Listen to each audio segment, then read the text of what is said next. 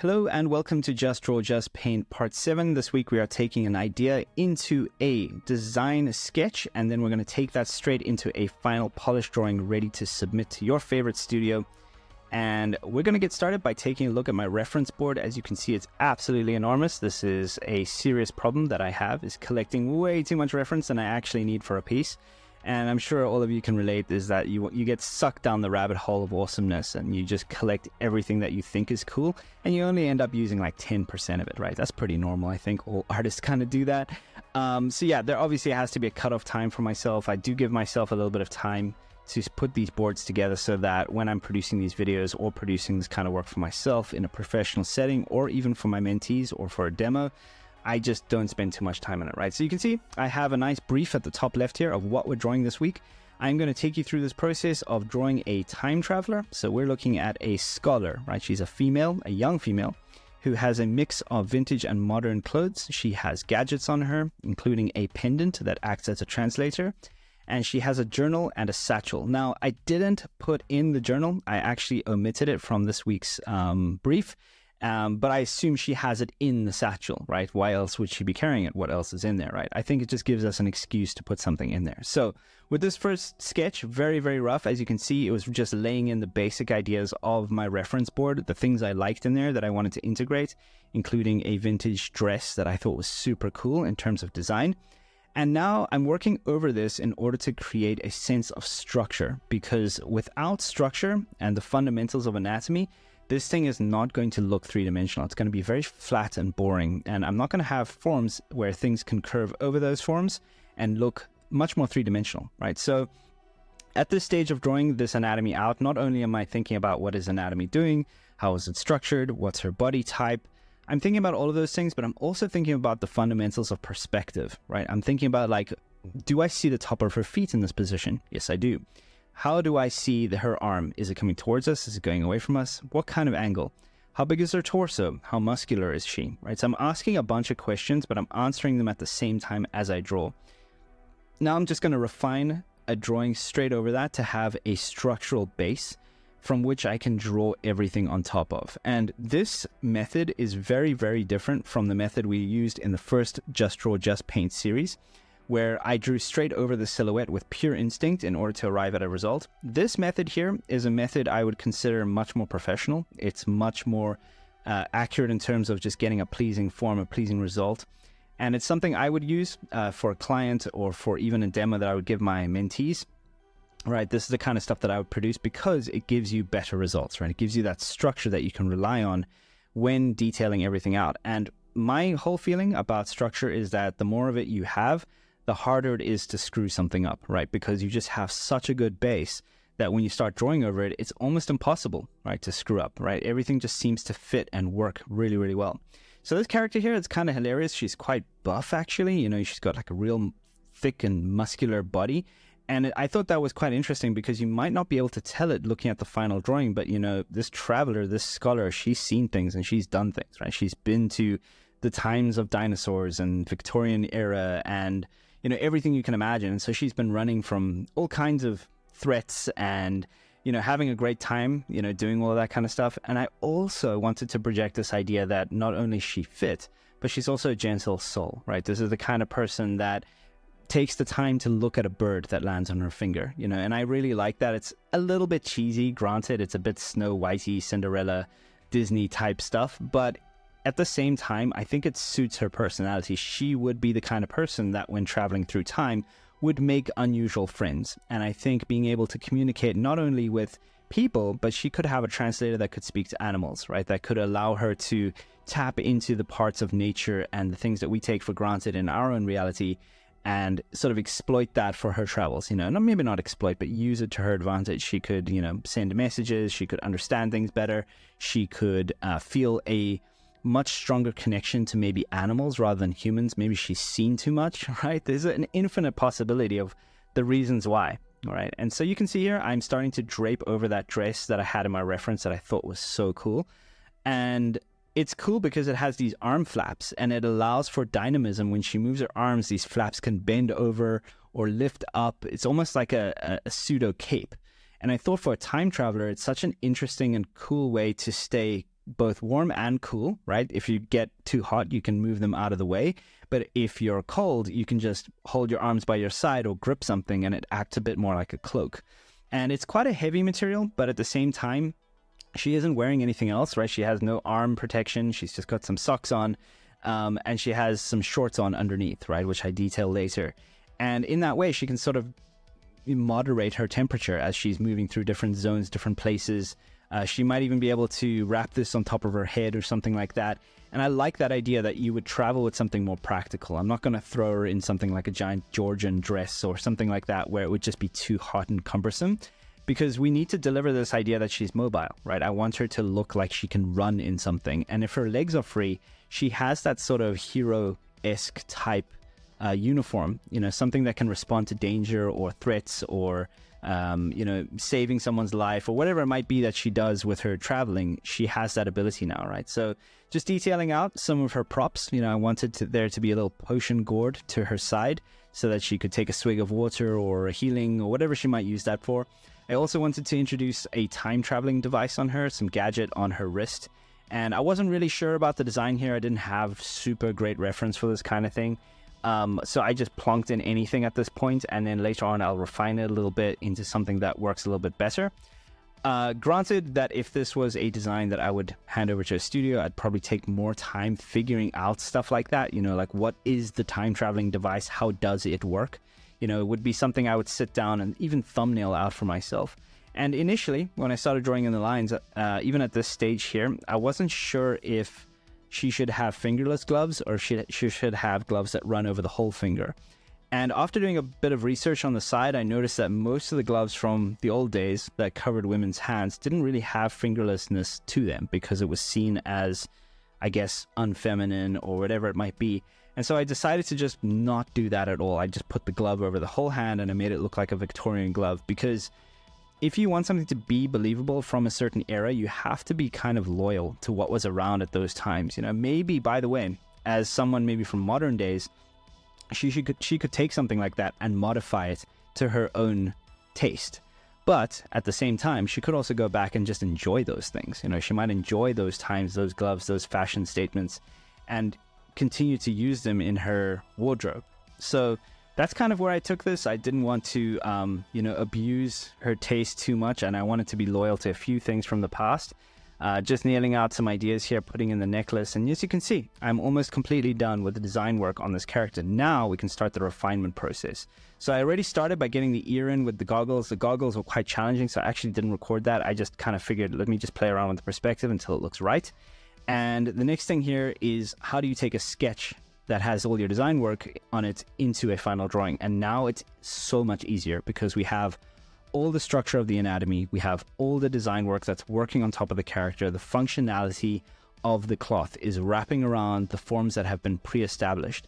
Now it's about making things beautiful, right? It's about making them clean. It's about refining our ideas to a final push. So at this stage, I'm just working up the lines, right? I'm pushing pixels. I'm moving things until they look awesome. And that's really the secret, right? Is how do you get experience on this kind of thing?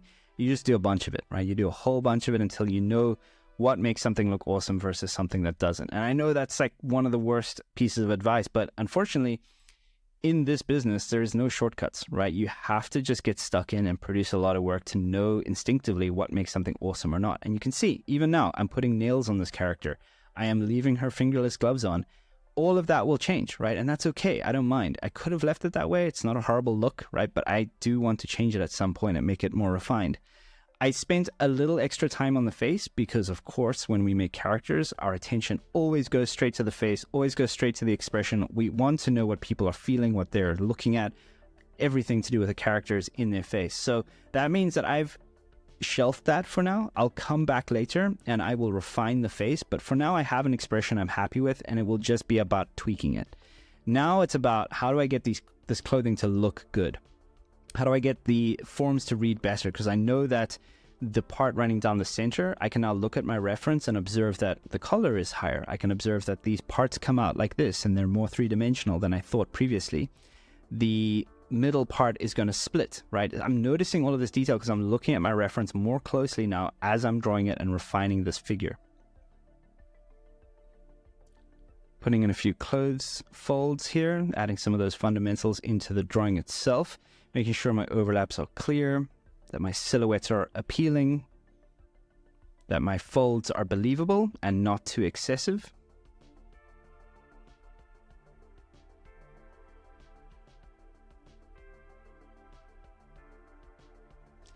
And again, all the structure has been previously worked out, right? So it's so much easier now to just put things in and they're just almost automatically correct. Just going to refine the time traveling device on her wrist a little bit more here.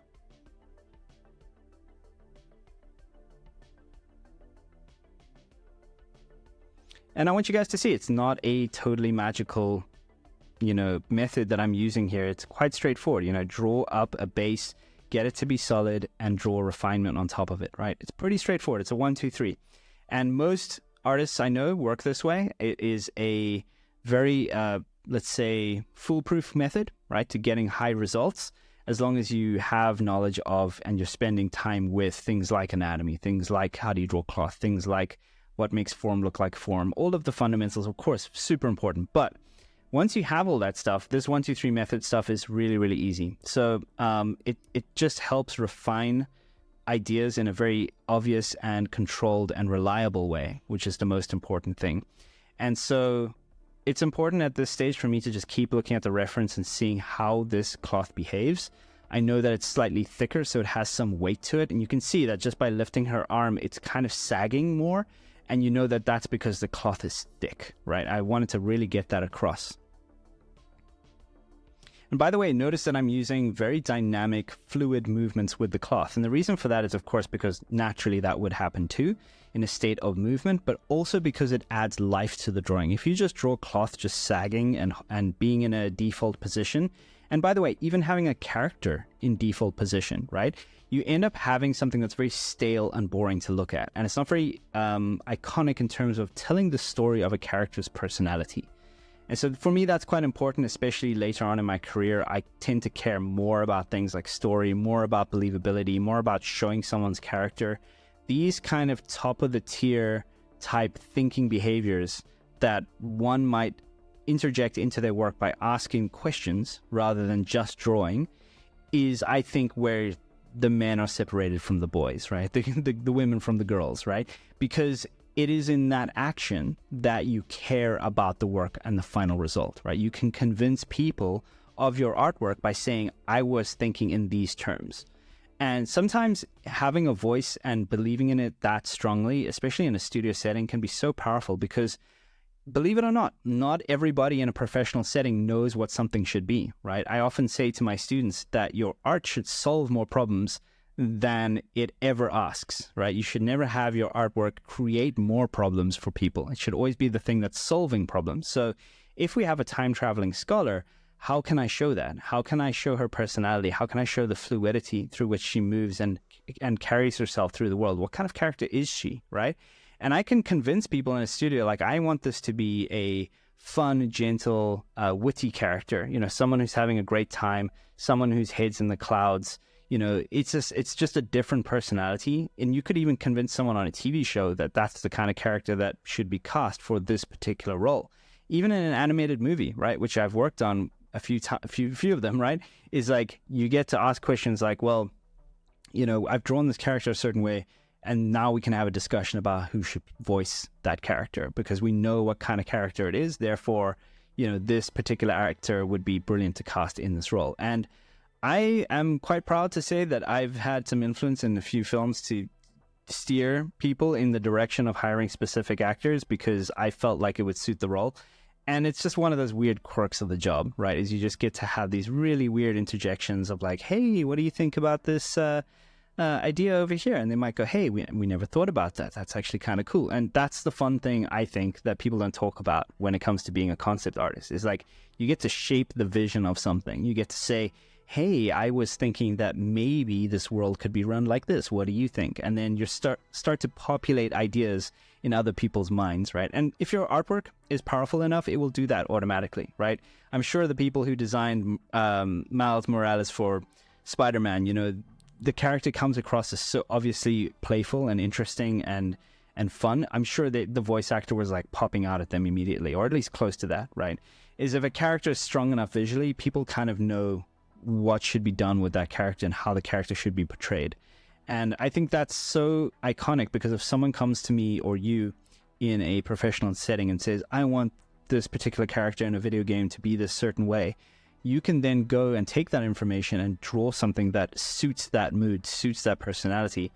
And in a day and age where art is now finally leaving the world of generic, artwork of just beautiful characters and all these kind of things, where I think we're entering an age now where, uniqueness is starting to come through, story is starting to come through in artwork.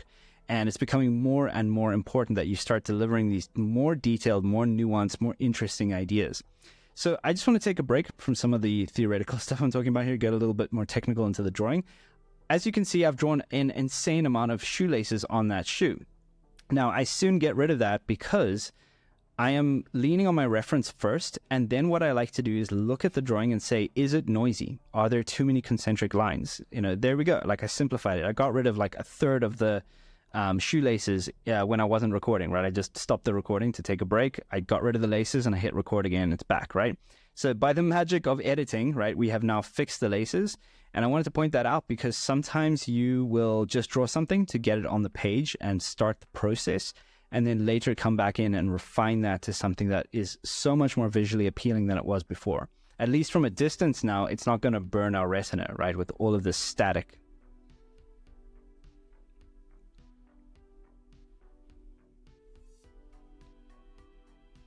So now that we've basically drawn the near side shoe facing us in perspective, we have the design down.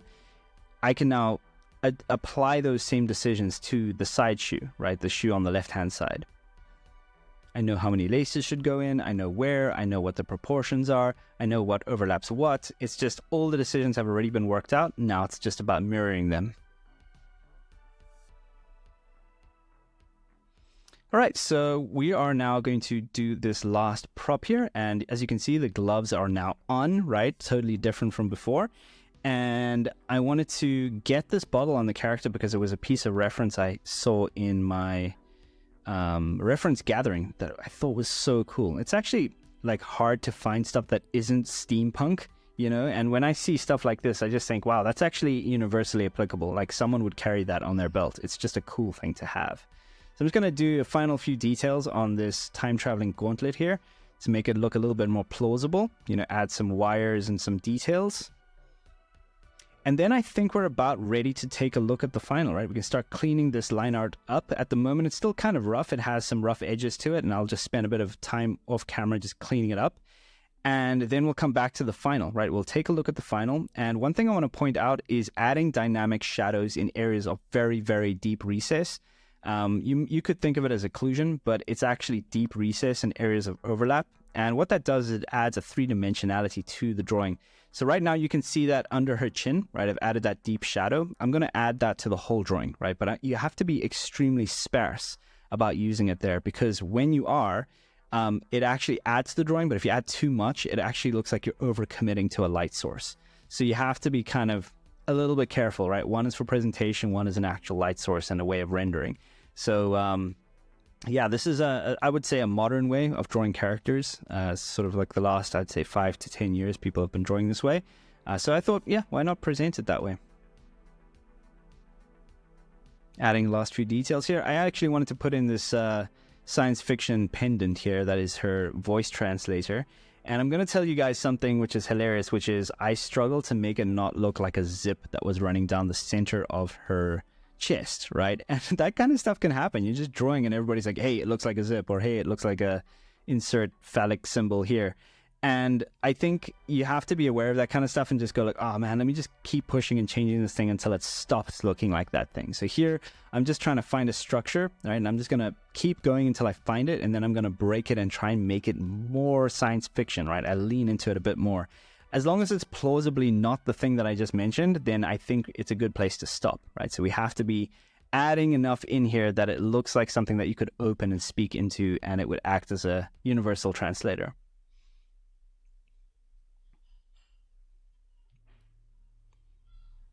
Just detailing out some of the hair here.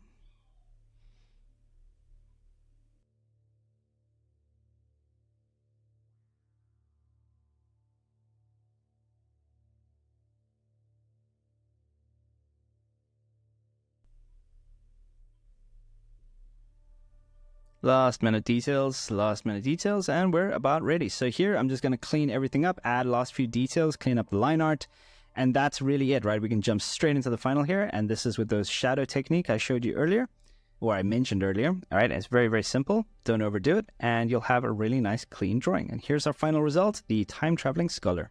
Thank you so much for watching this week, and I'll see you next time.